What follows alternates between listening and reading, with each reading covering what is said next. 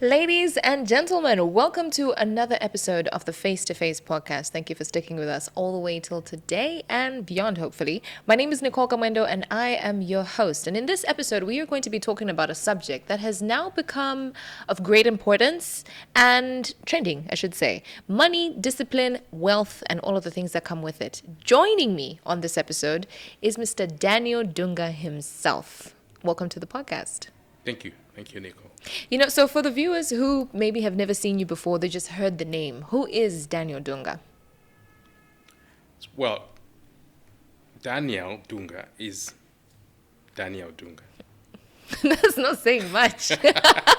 Well, officially, I serve as the CEO of Nicole Asset Managers. Okay. So there we manage people's money, personal money, private wealth money, pension funds.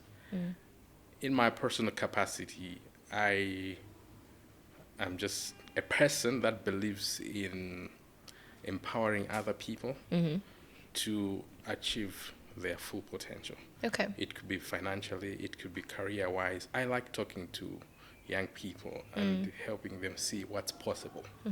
So I feel like my job, my official day job, and what I'm passionate about as a person, It ties in together. ties in together. Okay. I'm always telling people, in fact, I'm telling you now, that where you are now Yeah.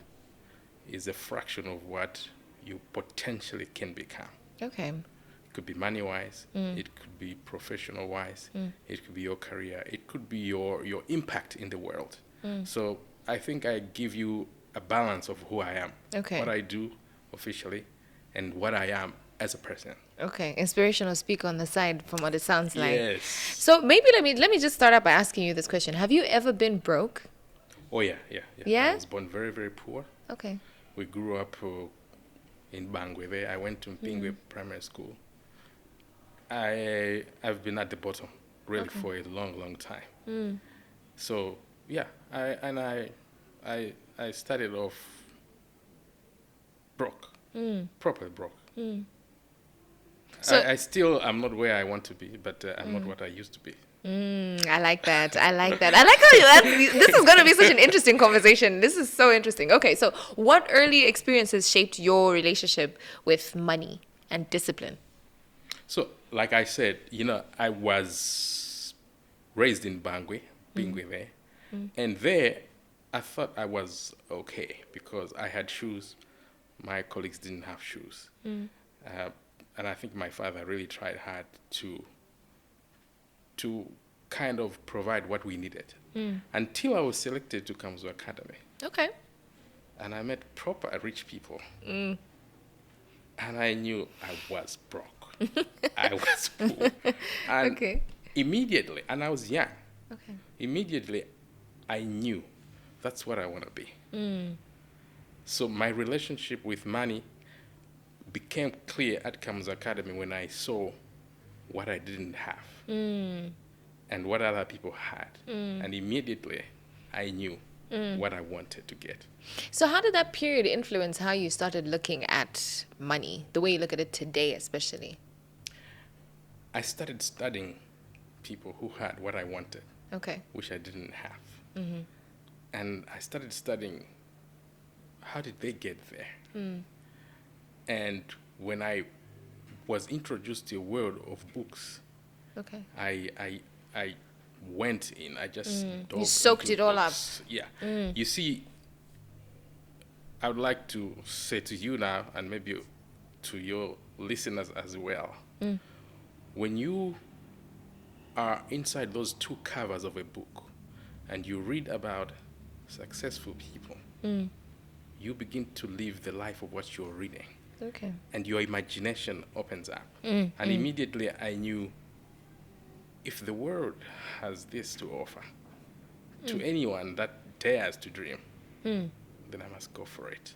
But we have a lot of dreamers. I do think there are a lot of people who read books and read these amazing stories but don't do anything about it. So how did you cross that bridge of wanting to, believing you could do it, aspiring to be it, and actually walking the path? And actually, that's where I started from. When I started studying people, I was studying what did they do to get to where they got to.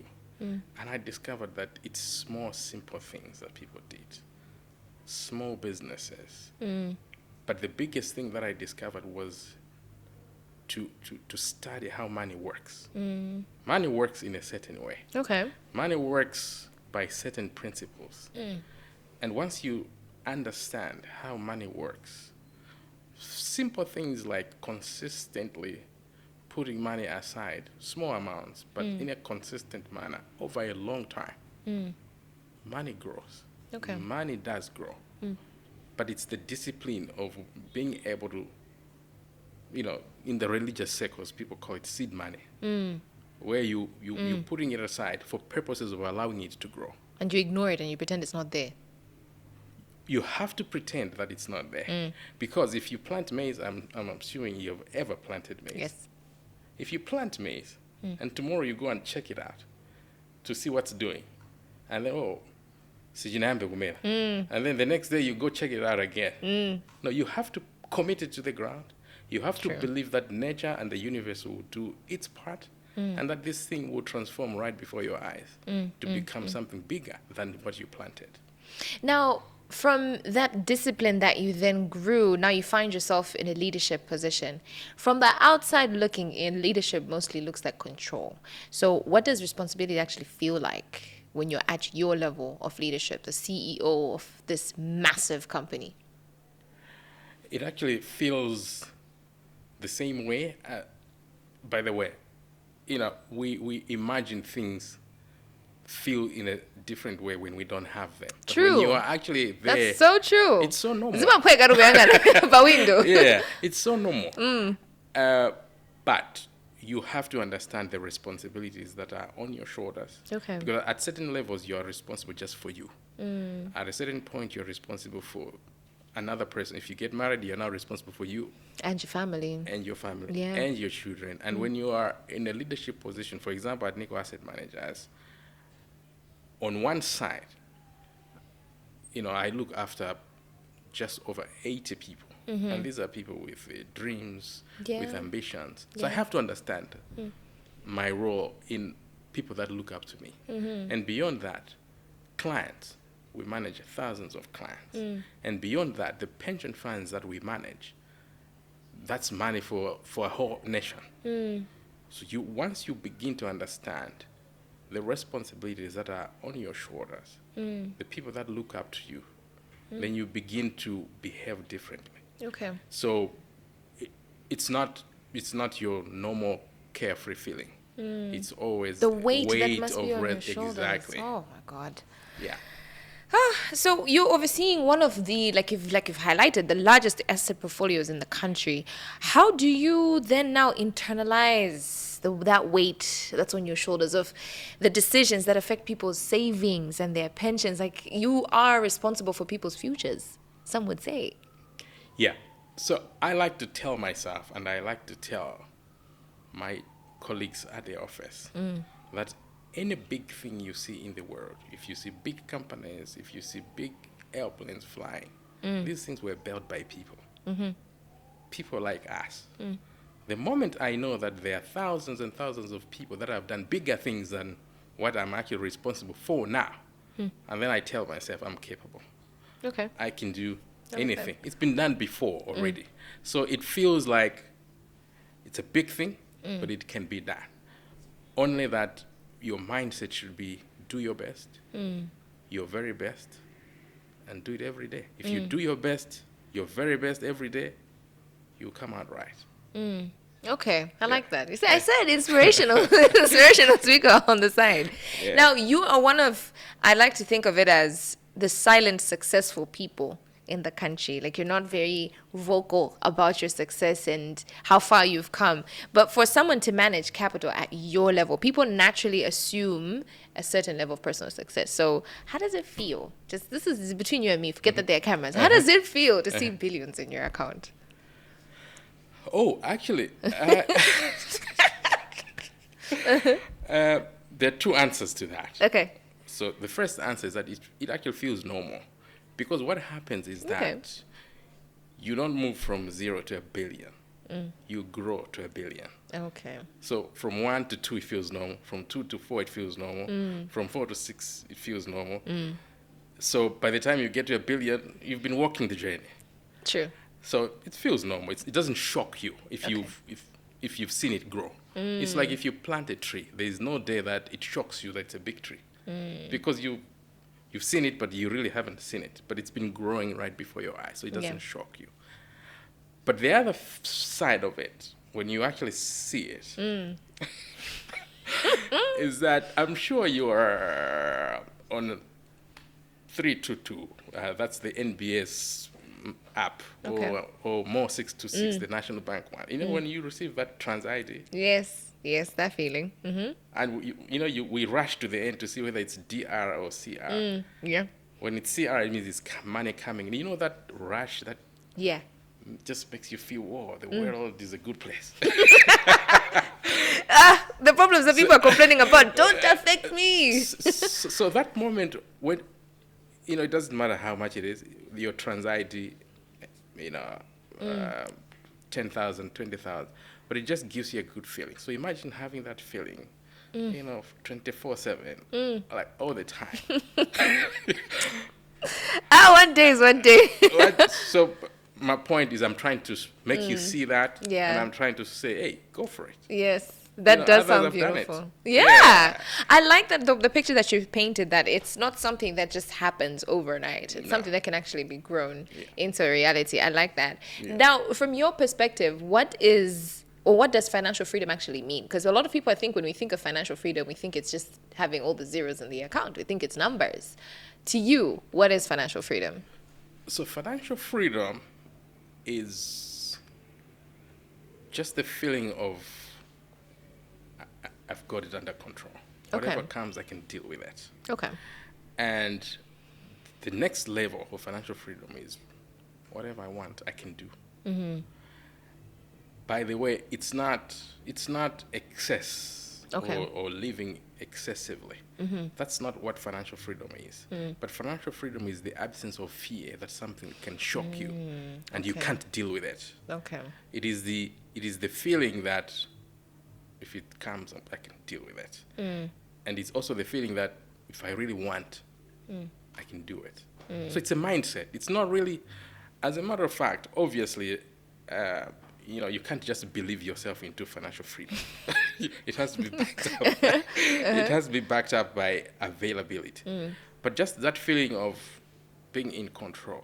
Okay. It releases your mind to actually think more clearly.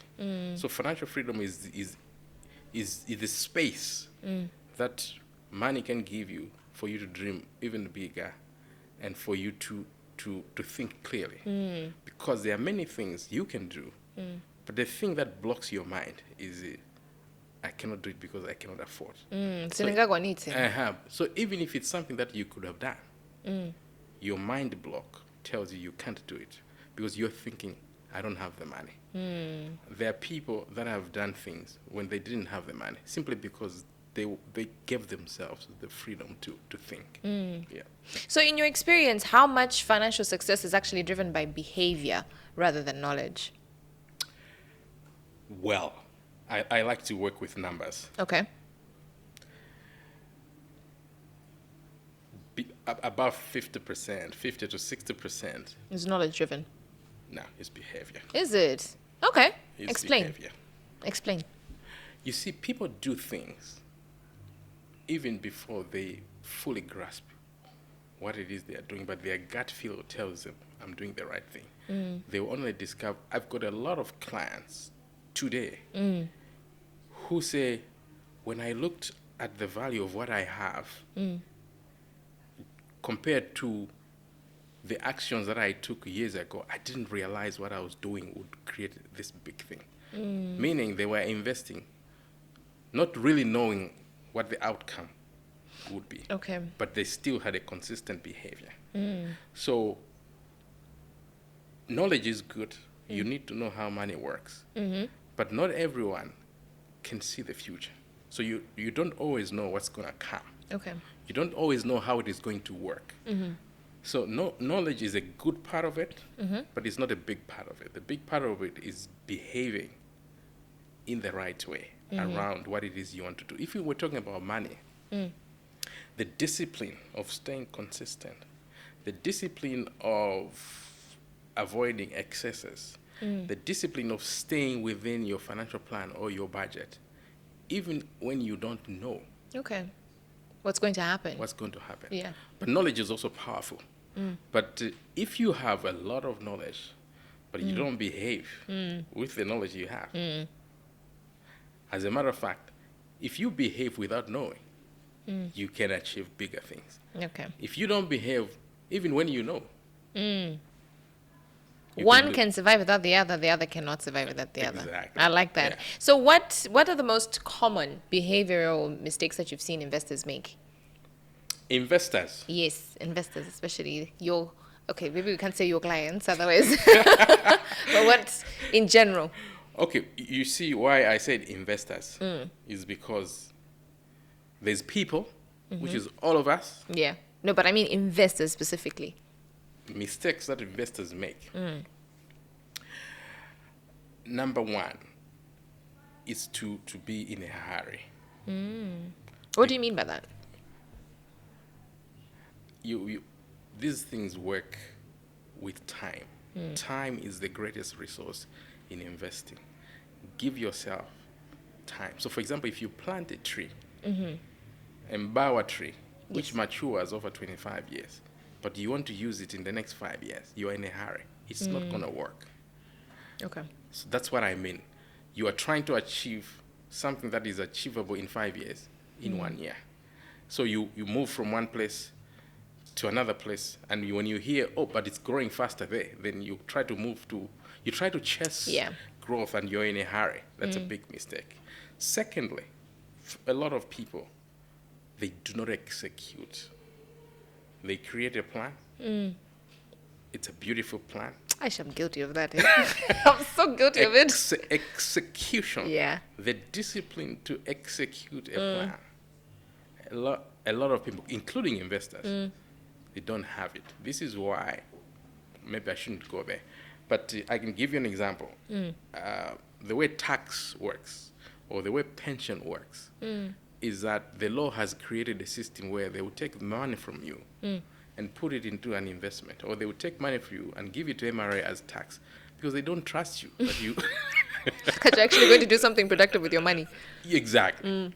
If the law said, guys, 5% of your money must go into your pension, but when we put it into your account, take 5% and go and give it to Nicole.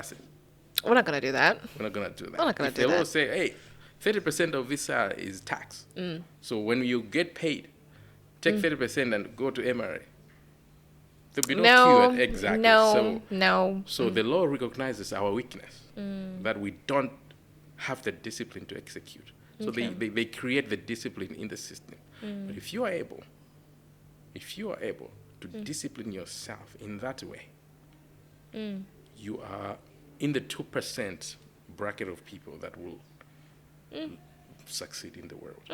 Enough. It didn't happen. 3-year plan. 1 year 3. We haven't done anything from the plan till now. So the discipline to execute, even when the vision is clear, but the discipline to do what you need to do today, now, a lot of people don't have it.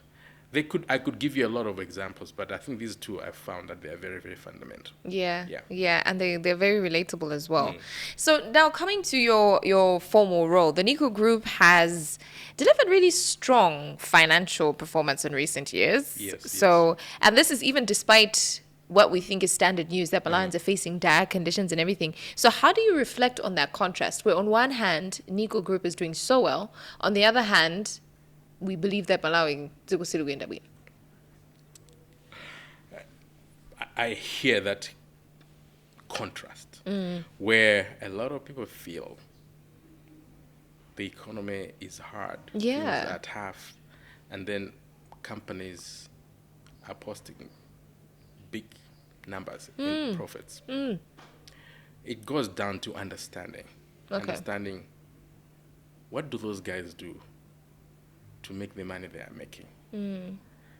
And the ones that are not making money, whether it's individuals or whether it's other companies, what are they? Because we're not all doing the same thing. That's true. We are doing different things. Secondly, if you look at Nico, I mean, we've been in this business close to 70 years. If you look at National Bank, 100 years plus, you know, there's value to time. There's value to doing what you were saying earlier as well ties in with that. There's value to doing something consistently over a period of 70 years. In there, you had years where you had losses. In there, you had years where you thought this thing will close. In there, you had years where you thought this thing will collapse. In there, you had decisions to make that only bore fruit 15, 20 years later. When you put it all together, I actually think that our companies are not making the kind of money they're supposed to make. If you compare with if you compare with the sacrifice, the time, the responsibilities, the regulations that they have to comply with. So there's a lot that goes into producing the numbers you see. So understanding what it is they do, I think it's if everybody understood exactly what the other person is doing, we will not sit in a judgment seat saying that guy is making too much money or he doesn't deserve that money or he shouldn't buy that car. Because you don't understand what they do. You don't know what they do. In any economy, even in the biggest economy in the world, America, you find homeless people. That's true. Yeah, so you can't say because there are homeless people in America, therefore America doesn't deserve the economic status that it has. There's always contrast, but it comes down to understanding what creates the numbers that we're seeing. Okay, so now do you then think that financial institutions like yourselves, for example, do you owe it to the broader economy to make sure that growth that you're experiencing translates into the rest of the economy? Yes, absolutely. And how so? Okay, so talking about the business that I do. Yes. We manage people's money.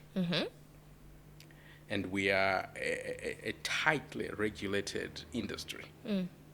So understanding that you need to deliver to your clients first before you deliver to yourself. You need to manage the interests of your clients and your own interest. If you check the clients of our business, so even at Nicole Group level, I'll just give you an example. If you check the returns that have been delivered to clients in a year that the company has also made a lot of money, you find that those returns are massive. Okay. Yes, this year, returns that will be delivered to Nicole's clients over 200%. Wow. 2 weeks ago, Nicole Life paid an additional bonus, I think a 6 to 12 months additional bonus to its annuitants. By saying, we've invested well, the returns are good, let's look again. So let's look again to our clients and give them an additional bonus. Okay. If you look at the services that we provide, whether it's funeral, whether it's a life insurance, whether it's pension, whether it's investment management, and then before you look at the money that we've made, look at the value that we've delivered to our clients. You will find that there's a very, very good balance. The thing is that the observers, the people who will complain, are not always clients. Of course not. Of course not. They are with all due Innocent respect, bystanders. they're innocent bystanders. Even if we say now we're donating things to our clients, it will not reach to them. So they won't feel the impact. So even where action has been taken, it may not reach you because it depends on how connected you are. But yes, we owe it. So that's why companies then come in with various corporate social responsibility initiatives to say, even if you're not our client, but if we build a school, did you see the school blog that Nicole? We did, yes, I did. I hope you guys did, but yes, we saw it. 2-story building. Bayani. First of its kind for a public The biggest school in Blantyre City by numbers. The biggest school in Blantyre City, but look, that's spreading wealth. The people that will be educated there if you meet them in 15 years' time, their lives would have changed. That's spreading wealth. Okay, I like that. And there are many examples, but I can tell that you're limited in terms of time. If you have a lot of time, I can give you many examples. Okay, fine, fair enough. In the interest of time, we'll say that's a very good example to give. Yeah. But then how should institutions then balance profitability and long-term societal impact? Not just yourselves, but in general. So number one, I think institutions need to do business responsibly. Okay. And I believe that, especially in the financial services sector, responsible business is the norm, is the order of the day. Okay. I'm sure you realize that financial services are tightly regulated by the regulator. In Malawi, that's the Reserve Bank of Malawi. Yes. And Reserve Bank of Malawi, as a regulator, represents the interests of the public.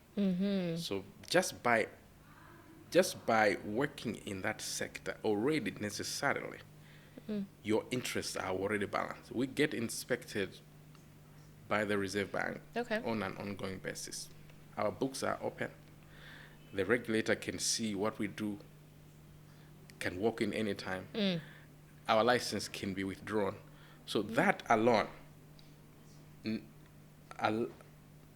compels us to behave in a certain way, to make sure that our work is in what we call fiduciary capacity. We're working for the people.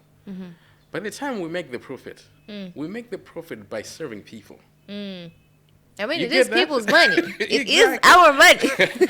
The profit is the money that the clients have paid us for doing a good job. Invents. Yeah. Okay. Does that make sense? Yes, it does. So the profit is a result. If there are certain ways where, but I really doubt where you behave irresponsibly and you remain profitable. It's true. You can't be rewarded for bad behavior. No. I think that's even how we were raised. I think people should be assured that the results that you see are a reward for a great job that these companies do. Okay. Now, coming back to the conversation about investment. Right now, based on recent reports that we've analyzed, the Malawi Stock Exchange seems to be one of the best performing markets in the world, surprisingly. But at the same time, we are the economy that's called, the third most poor in the world at the same time. So how do we reconcile these two realities? How does it make sense? Because to people who hear these two different reports, it's conflicting, to say the least, and it's confusing as well. So are we seeing genuine market strength, or is it just an inflated bubble? Yeah, so, these things are deeply technical, and one needs to understand, because what you're reporting are the results. What we're seeing as the end product, but what's gone in, people need to take time to understand what has brought out this result. Okay. But I can just give you an example. I don't know, it's some maths, so we need to do some maths. Okay. I'm not great at math, so I'll rely on you. So, if you're at school and you in the first term you got 20%, right? The other person got 30%. 20-30. Okay. At the next exam, you both get 50. You realize that the other one has improved more than the other one. Yes. You do? One has improved by 30%, the one who was at 20, the other one has improved by 20%, the other one was at 30. It depends on where you're starting from. If you're starting from a low base, okay, I see. You look like you've achieved more. I see. So what you're saying is our Malawi Stock Exchange looks like it's doing so well because we've come from a low base. Okay. How many? Let me ask you. It's a theoretical question. Okay, let's start from a good question. The population of Malawi. How many people are there in Malawi? We're sitting at about 22 million? 22 million. Yeah. Okay. Average. Okay. Out of 22 million people, how many of those people do you think actually invest on the Malawi Stock Exchange? Less than 500,000. Less than 100,000. No. Sure. Okay. Exactly. There was, at one time a few years ago, we were sitting at 50,000. So it's not a lot of people. It's really not. It's less than 1%. Exactly. In other countries, Shee. everyone is an investor on the stock exchange. So now, if you move from 50,000 to 200,000 people, Yeah, it does look like such a stark difference. Whereas somebody else is moving from 1 million to 1.1, and it's like, it's a little Exactly. bit. I get what you mean. yeah, so the Malawi Stock Exchange, the big thing is that demand is now growing. There are more Okay. and more people who are becoming aware and they're coming to participate in the market. And because the market works with demand and supply, Okay. Okay. as demand grows, the market responds. There will come a time where out of 22 million people, 10 million people are investors on the stock That exchange. would be amazing. That would be amazing if it did. And if the market, at that time, if the market then grows from 10 million to 10.5, the demand hasn't grown so much such that the market will not respond in the way that it's doing now. But these are legitimate. These are legitimate results. This is actual growth. Maybe you can help us understand this, because I think for a lot of people, the Malawi Stock Exchange is confusing. Okay. Like how it works is confusing, because there's the impression that, okay, maybe we think of it like a regular market. It could nangati kapita tosi sizita. Is there enough supply to sustain the demand that's there? Like, if I, my uncles, and everybody, and Tom, Dick, and Harry all want to invest. And I think that's what the market needs. The Is market it? needs. So imagine Limbe market. I'm sure you're going to Limbe. Yes. Yeah. If all of us think, tikapita tonse kulimpi kuja, zitako sabit. You find the sellers have no one to buy. Okay. But the day everyone decides, well, let's just go. All of a sudden, the sellers have got options. They can sell to you, they can sell to that one. All of a sudden, their prices become better. Let's all go to the market. I am telling you today, let's all go to the market. Is there enough supply to There is sustain the enough supply. demand? Because, like, how many companies are even listed? That's the other way. Like, are there enough Okay. companies listed on the stock Exactly, exchange? exactly. So here's the answer. When there's enough demand and other companies can begin to see, oh, if we list, Go public, yeah. if we list this money, the listings will be more and more. So that's how the market grows. So between demand and the market, really the thing that should grow first is the demand. Otherwise, if we all wait for the market to grow first, how will it grow if there's no demand? Okay. So we should all go. We should all, gain understanding. And our market will become, imagine the day that our market has 50 companies. Oh, what a We'll beautiful all be day that would be. billionaires. What a Yeah. beautiful day that would be. Yeah. So, I mean, for a first-time investor, let's say like myself, okay, I will be a first-time investor. Let's put it this way. And I want to now put my money into shares on the stock exchange. What would you say is the most important thing I need to understand? Or the first thing I need to understand? The way things are now, I would say you really don't have to understand anything. Okay. You just have to understand that there are professionals that are out there to help you Okay. invest wisely. And you just have to understand where you need to go. Okay. If you go to, so for the first step, if you're a first-time investor on the Malawi Stock Exchange, you go to a broker Okay. with your money and just tell the broker, here's my money, I would like to invest. They'll ask you questions. Where do you want to invest? What do you want to invest in? Why? If you're honest with them to say, you know what, actually, I don't know. I don't know. Can you just do it for me? They'll make you sign a paper which says you've given us mandate to invest for you. They will invest for you profitably. They will shock you with the results they will give you, and you will not know, you will not understand where the money came from. But they've done it for you. That's why they're there. Okay.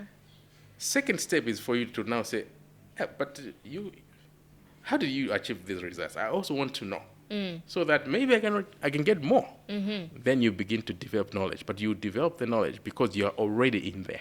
Okay. So don't try to get as much knowledge as you would like to get when you're outside. So behavior, the knowledge. Okay. Exactly. So Okay. the behavior here is go to a professional and say, I don't know anything, but I've heard. Does this thing really work? Is it legitimate? Are you sure? I'll not be arrested? Are you sure? When you are assured by a licensed firm that this thing is okay, trust them with your money and behave in a consistent manner. And let's see what they will do for you in a year, in 2 years' time, without you knowing. Then you can decide, okay, I want to know. You've shown me I've moved from here to here, but now I want to know how, so that if I can do more, I should. Okay. What I'm trying to tell you here is don't have a mind block of saying, I don't understand it, therefore I won't go. Okay. There are people who understand it, who can do it for you. Yeah. But then I guess the other fear that we have about that approach of going to a fund manager is the worry that maybe the fund manager is making more money than I am now. Like, I've given this person my money and now they're driving a fancy car. Maybe you're telling me wait for 5 years, but you're not driving a fancy car. How do you respond to that? Like, do you think that there's that problem with the alignment between the lifestyles that we see our fund managers living versus the clients that are being told to wait 5 years for their returns? You know why I'm laughing? It's because I heard this from someone who's supposed to know. Telling a colleague of mine to say, I don't like fund managers who dress well. Because I think... I get it though. I get it. I get where they're coming from. My money. Exactly. No, she said, I saw my fund manager at Vincent's eating lunch, and I felt, hey, that's my pension. You see now, they're driving a Toyota Cross when it's just released, the newly released, and you're like, but me, you told me I must wait. Look, we maybe the best answer I can give is that we are regulated institutions, and we cannot misbehave with people's money because the license that we've been given is we are doing this work on behalf of the Reserve Bank. That's what a license means. Okay. The Reserve Bank could have done this alone, but they've licensed us to say, do a good job on behalf of the people. If you ever felt that there's something questionable about your investment, you can always go to the complaints section at the Reserve Bank and say, can you explain to me, has my fund manager done the right thing? Because I gave them this. Do we have the right to do that? Yes. Okay. Any day. Okay. I gave them this. Actually, I'll go a bit legal and technical. So we operate under what we call the Securities Act. Okay. In that Securities Act, it says clearly that we as fund managers or brokers, whatever decision we make, we must be able to demonstrate that we did it in the best interest of the client. We must buy at the best price. We must give the best return. So if anyone ever felt that I did not receive the very best, they can go to the Reserve Bank, and the Reserve Bank will look into that issue. So because we are aware of that, I will not take your money and buy a suit. I can assure you that if you think my jacket is nice, it's not anybody's money. Okay, we have to make sure. Because it does. I do get. I have heard this conversation. I had this conversation with people before where they're like, "What am now? I'm talking about how much I go to drivers? What is this? Just No, people's money. So if you speak to an auditor, or if you speak to whoever who has the power and the mandate to open our books and see where the money is sitting. Client's money is sitting on a separate balance sheet. And our company money is sitting on a separate balance sheet. And these funds are never mixed. It's by law. By law, the funds must sit separate.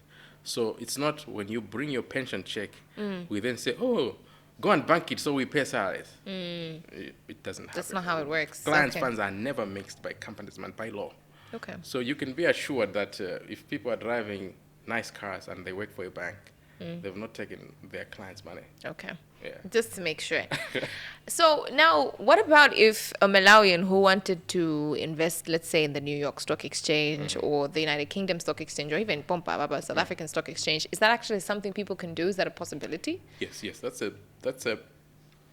a possibility. I wanted to say a big possibility, but I want to correct myself. Okay. There there are ways to doing that. So I can speak with confidence now because Nico Asset Managers, last year, 2025, we were the first fund manager to launch what we call an offshore investment window, where our clients, through us and through the partnerships that we have with the Sanlam Global, they can invest offshore.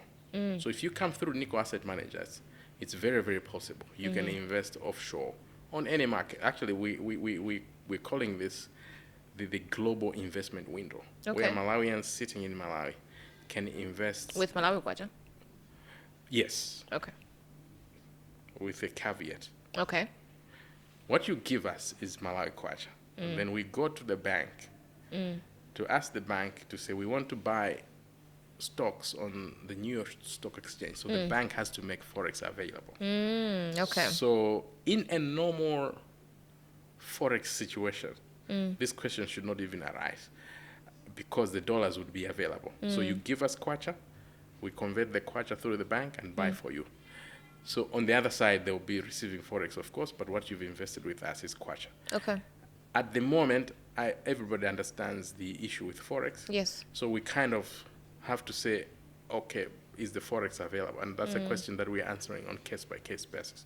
But yes, our clients have given us Malawi Kwacha, and we've bought stocks for them on the global markets using the path that I've just said. So, okay, other than Forex, are there like other barriers to this? Is there like a certain threshold of amount of money that you need to be able to invest internationally? Like you have to be, you know, putting in a good 10 million as your seed money for you to do this? Yeah, I wouldn't call it a barrier, but anyway, there are conditions. Okay, fine. Let's use that word, conditions. Terms That's a and nice conditions way. You apply. see? That's a nice way to put it. I like the way they say it in South Africa. T's and C's apply. Yes. Terms and conditions. Don't look at them as barriers, but these are conditions that should be met because a barrier is something that stops you. Okay, fair A term enough. and condition is something that you just meet. For our investment window, the amount is $50,000. Okay. How much is 50,000 in Kwacha? Black market or bank rate? Okay, let's start with bank rate. I told you math is not good. Wait, let me do the math. $50,000. It depends on who you are. Okay. It might be a lot of money. It might not be a lot of money. The point I want to drive at is if you are a high net worth individual, high net worth means you've invested in Malawi up to a point you now begin to feel I've exhausted it. let me see other things. By that time, $50,000 is 2% of your portfolio. Okay. Or 1%. One day is one day. Yeah, one day is one day. I like the faith. You see, when people talk about, no, I was flying business class and whatnot, if you are in that zone, it's like, what are you talking about? This is not something to talk about. But if you're not in that zone, it's like, oh, did you fly business class? What I'm saying is, at a certain point, some things become common. Yes, they do. So, Yes, they do. so if you are a high net worth individual and you need to invest $50,000, by that time, this is a common decision. Okay. You now want to test other markets. Okay. Yeah. The T's and C's to you are just... The T's and C's... are just fine print at the bottom of the page. Yeah. Okay. Nicole, I can feel that, money and you... Are you now a prophet? Because this sounds like a prophecy. I receive. I can feel that money and you are the distance connected. is just time. Yeah. So, the distance is just time. After this, I'll be watching you because I can see. Because when I sit close to potential, I can feel it. Okay. And that's the way Inspirational I'm feeling speaker, now. prophet, I receive. The distance is just time. But then, okay, fine. I receive all of this, but now I want to know, what's your personal investment philosophy today? Maybe you need to expand a little bit what you mean philosophy. Is that the way I think about investing? Yes, the way you think about investments now. I mean, you've grown so much. You've been through so much. You're the high net worth individuals that we're talking about. Yeah, I was about to say like Mr. Daniel Dunga himself. What is your philosophy now? Like how you think about investment in general, personally. Yes, so there are many things that you think about when you are talking investments. We will not have the time to be able to dissect the various things, but in general, my philosophy is that tomorrow is coming, Okay. and it must find me prepared. Because Okay. today, I can handle today. I've got food for today. I've got a car today. So I know about today. Yeah. I don't know about tomorrow. And I must always be prepared to face tomorrow. As a matter of fact, if I link this to Nico Asset Managers where I work, our motto is invest today for tomorrow. People, and maybe your listeners should pick this point as well. There is tomorrow. And people like to think, oh, tomorrow will take care of itself. I'm here to tell you. Blind faith. Yeah, I'm here to tell you that tomorrow will not take care of itself. You have to take care of tomorrow. And that's my investment philosophy. I need to feel that I'm ready for tomorrow. And I always make sure that whatever I'm doing, I'm not just, satisfying myself for today. Yeah. I don't do instant gratitude stuff. Every decision I make, there's a big part of it that is dealing with tomorrow. It sounds like you've got this ideology of how you balance your risk. Okay. Because with investments, the other term, like we talk about investments, but on the other hand, there's also the risk. So has your approach to risk sort of evolved over time? Yes, it has. Okay. So I can tell you that I used to work in this role for the first time in another company. 2013, 2014. So that makes it Almost 12 years ago. At that time, I knew because I had always known. I had always known before even I joined this sector. When I was much, much younger, I had always known that I must put aside money for tomorrow. But even when I was serving as the head of a portfolio management company, all my money was invested in what we call money market, where you know for sure that tomorrow I'll get 10% return. Okay. I never took any risk where... So it's the like stock guaranteed returns? Guaranteed returns. Okay. I only did guaranteed returns. Until someone that reported to me, someone who was much younger than me, said, but boss, do you know what you're missing out on? And I said, I don't want volatility, I don't want risk, I don't want anything. I want to know that tomorrow Money's coming. the money that I invested, I can get it back. He said, no, take some risk because you're losing out. So he meant take some of your money to the stock market. And I refused for about a year until he showed me his own portfolio to say, Buena, can you see? And that's your junior. That's my junior. Yeah. And I said, in this market? He said, yes. When I tried it, I've never looked back. Okay. And this is why sometimes people get surprised. So maybe I should take an opportunity to use your forum to answer this question. When people say, can I have some money? And I say, I don't have it. They don't understand that I don't have money. The truth is that I don't have cash. Okay. Because I don't invest in cash positions. I invest in stock market positions. I invest in bonds. And this is not cash. These are investments, but they carry a higher risk. But they also give you a much higher return. And so my philosophy has changed. I take risk, obviously calculated risk, but I take risk. But the second thing is that I've studied markets in the world. Over time, any market, even the most basic market, over time, if you give any market 10 years, there's no market that will be below its mark of 10 years ago. There's no market anywhere in the world. If including the Great Depression, the global financial crisis, the Asian crisis, including all financial crises that have happened in the world. Over a 10-year stretch, there is no market that has underperformed its mark of 10 years ago. Meaning, if I'm giving myself a 10-year horizon, I'll always win. Yeah. Okay, I like that. Now, speaking of looking ahead, as you look ahead, what gives you confidence about Malawi's economic future?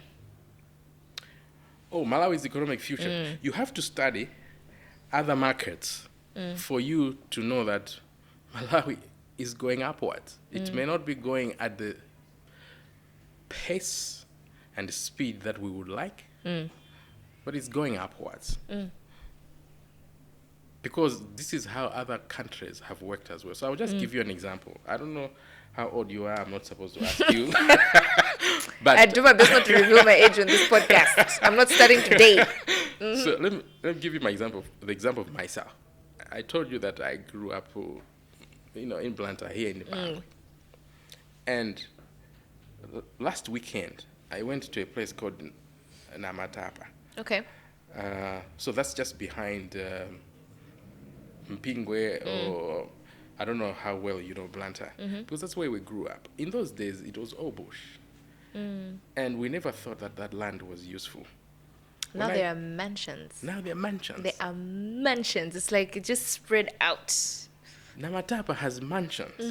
2 stories, 3 stories. And I was like, I wish I knew. That time I could have gone to say, this land is mine. No one was going to dispute, because at that time, 20 years ago, people really didn't really understand land. You could just go to a place where there was bush and claim it and say it's mine. Do you know that would have been possible? Yeah, no, we had a similar issue with my family, actually, where we knew it was family land, but somebody was claiming that it was theirs. And luckily for us, we had a savvy father who had kept a deed that he had done 30 years ago. There's been lots and lots of land in Malawi that is not peppered. It doesn't have peppers. True. People can just go in if there's no one working on We it. call it what, custodial land? I think You it's what it's called. I don't know, but you can call it yours. Today, there are warehouses in those areas. There are factories in those Look at areas. Mbemba, the way Mbemba You has go to grown. Mbemba, you Even go in to- Ilongo Area 51, Exactly. random places The now. point is, that's not a country that's static. That's true. That's not a country that's not going upwards. Yeah. Just look at how much construction is happening. Just look at the new roads. Namatapa has a tarmac. When I grew up there, and I was like, tarmac here. So I can tell you that I'm very, very optimistic. Why? Because human beings are resilient. Yeah. Human beings always fight their way out. True. Human beings don't accept that we're done. Especially Malawians. Yeah. Human beings don't accept that we're done. They will always find a way out. And as all of us, I mean, when I drive to Lilongwe or drive to Zomba, 10 years ago, you would drive, if you leave a filling station in Limbe, the next one was in Zomba. Yeah, true. Now, even Tondwe has a filling station. Namaz has 2 filling stations. Julie has a filling station. That's development. But I'm not being, book economic here in terms of inflation is here and interest rates are here and economic growth is here. No, I'm just talking bush economics. People are But we building. see with our eyes. What we see with our eyes. But there are more filling stations. There are more cars. More shopping malls. There are more houses. There are more shopping malls. It can only be better. So I can tell you that I'm very, very bullish and optimistic about what. It may not be like other countries, but in our own right, we're moving forward. I like that. I like that.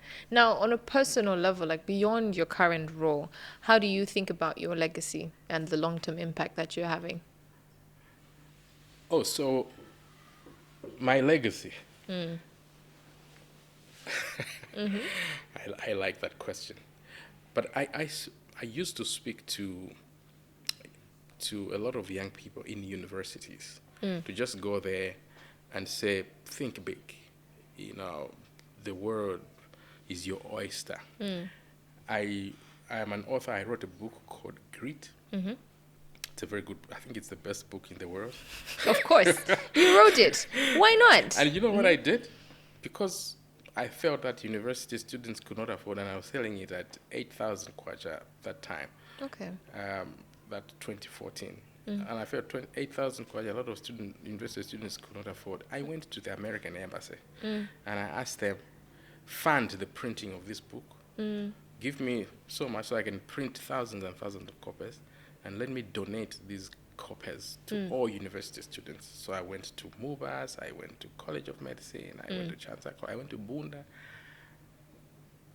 When I meet those students now, because this is now 10 years later, some of them are middle managers, some of them, and they say, that day turned my fortunes around. That makes me feel good. Where someone will say, you told me, I did it, and now look. That's my legacy, where people's lives will Actually change. Because they interacted with me.